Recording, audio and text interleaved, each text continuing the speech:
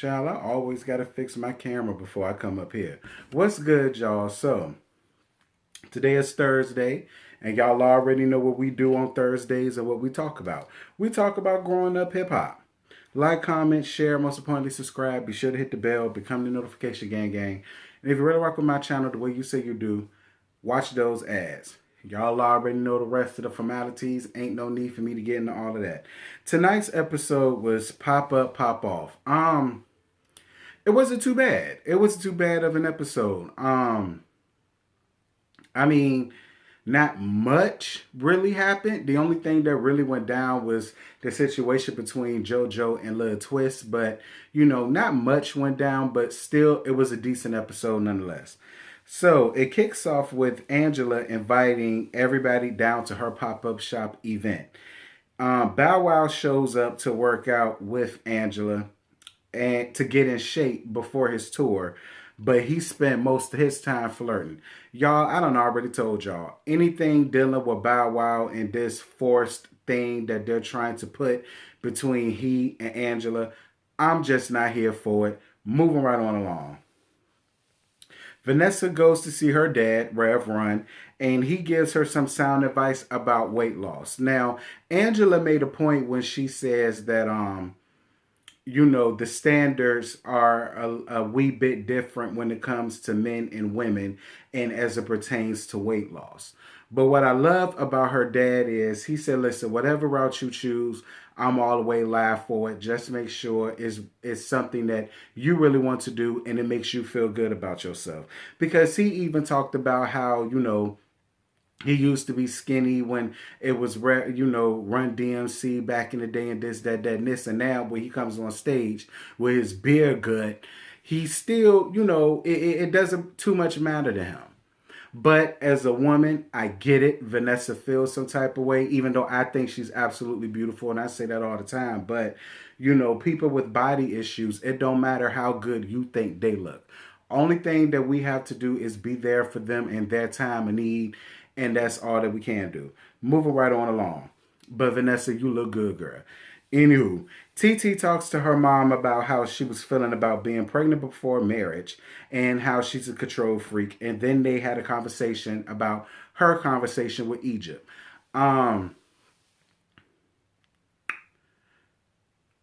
See, I really don't know what to say, TT, because you sleeping with pink dick. And you know, pink dick is completely different from chocolate dick. See, a chocolate dick ain't just gonna allow you to control everything and say whatever you want, say however you feel, run the household. Pink dick really don't give a damn. So, you know, I really don't have much advice that I can give you for that. I mean, I think your mom gave you the best advice that she possibly can. As far as you in Egypt goes, I'm all here for you in your stance that even though you in Egypt are cool, you still ain't got no kind of time of day for Sam, and I'm all here with you for that. So Jojo cooks breakfast for his wife. I think his wife name is Taness, something like that, and her mama, and you know their daughter or whatever. And he tells his wife about Angela's stalker possibly coming up to the pop-up event, and he says straight up, listen, she ain't got no man, so I'm her man. And if he pop up, I'm going to pop up. And I was all here for that. I was here for that. I am. That's what a brother is supposed to do. Look out for your sister at all costs. Brianna meets up with TT to go shopping for the baby. She lets her know that she's invited to her baby shower that she has coming up. And she also invited Egypt, but Sam ain't welcome. And Brianna made it very clear. She's going to have a sit down, chatter, chit with Egypt before this baby shower. And I was all here with Brianna for that. Brianna asked TT how she was really feeling. And TT keeps it real and honest with her about how, you know, she isn't really super happy right now. TT is really beating herself up because having a baby was just not in the cards for her right now. But I also feel like there were plenty of ways for you to prevent getting pregnant. that is birth control or using contraceptives. So you can't be too surprised if you're running around here having sex willy-nilly without the proper form of birth control. And I understand how TT feels. TT wants to be married. She wants to enjoy married life before bringing a kid, but that's just not how the cards was laid out for her. And I feel like instead of her beating herself up, she needs to just go on ahead and embrace it, because it's going to happen whether she wants it to or not. That's just my grown lady womanly advice to you, TT, and I hope you take it. Anyhow, Vanessa goes to Angela's condo so the two of them could talk. Vanessa tells Angela how she felt about being ambushed about joining her body positivity photo shoot. Vanessa says that after going to the consultation that she had with the plastic surgeon about lipo, she decided not to take the easy way out. Angela invites her designer over to have Vanessa try on some pieces.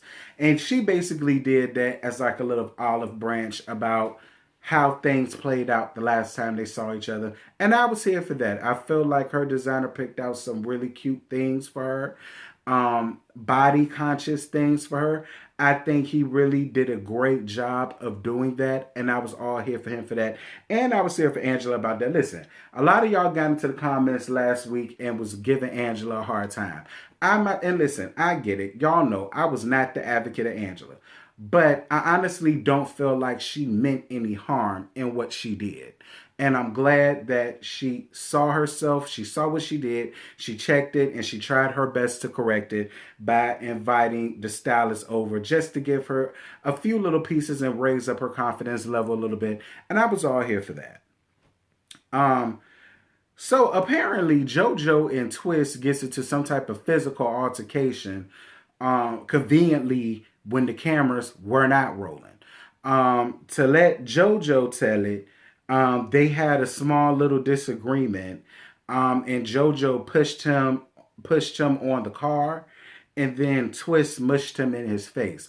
But my whole thing to Jojo is, so from what it sounds like to me, you laid hands on this man first. So what was he supposed to do? So you can't get mad or shocked that you got jabbed or mushed in your face. Like, I was confused after that. Because when he said they was arguing and then Twist got in his face and then he pushed him off, okay, then you popped that off. So you can't get upset that he laid hands back on you. Like, the whole shit sounded just dumb to me. It sounded like a lover's quarrel, to let me tell it. I mean, I don't really think it was anything that deep that they can't get over it. And I'm more than sure, because Twist and Diggy are really great friends. He knew Twist when he was still with Young Money. Like, I'm more than sure they probably over that shit by now. But the way that the story went, Jojo, I'm sorry. You can't be surprised or shocked that you had hands or feet laid up on your ass. You don't touch nobody first, period. Jojo sees the stalker waiting at the pop-up shop, and Angela says that she wants him gone before she pulls up. Jojo, the stalker, walks up to Jojo and say, "Jojo, can I talk to you for a minute?" That's a Mary J. Blige song. And, he like, sure, we can sit up and talk, blah, blah, blah, blah. And then they started talking, and he was like, he finds her absolutely beautiful, and all he really wants to do is take her out on a date. And Jojo was like, yeah, I understand all of that. That's 100. But at the end of the day, that's my sister. You're making her feel uncomfortable. You're not only hitting her up, but you're hitting up everybody else on the cast, making them feel uncomfortable. And listen, you may not be a bad person, and your intention might not be trying to stalk her, but that's how she feels. You're not invited. You need to go home. But then he winds up finding his way right back up in the pop-up shop, exactly in the pop-up shop, after they told him to leave. Now listen, I'm not trying to say that Angela is lying about this stalker. I'm not trying to say that. But what I am saying is, it's just fishy. It's fishy at how he was told to leave. He got by all the security, all the producers, all the executive producers, cameramen, cast, and everybody else, and he was there. You know what I'm saying? Like, If he was told to leave, and I'm more than sure y'all had security there, how was he just able to just come right on back in, slip on in without anybody else noticing? You know what I mean? Like, and again, I'm not trying to say she's lying about this. But what I am saying is, for me, it's just a little fishy for me. Something in the milk ain't all the way clean with that, and I'm just gonna let that rest where it's at. Jojo goes to talk to Twist about what happened, and Jojo tells him to watch how he talks to him, and they're good. And that's basically the end of the episode. Listen, I was with Twist. At the end of the day, Jojo, it had to be more than you just going up to him playfully saying this, that, and this for him to take some type of offense as to what you said.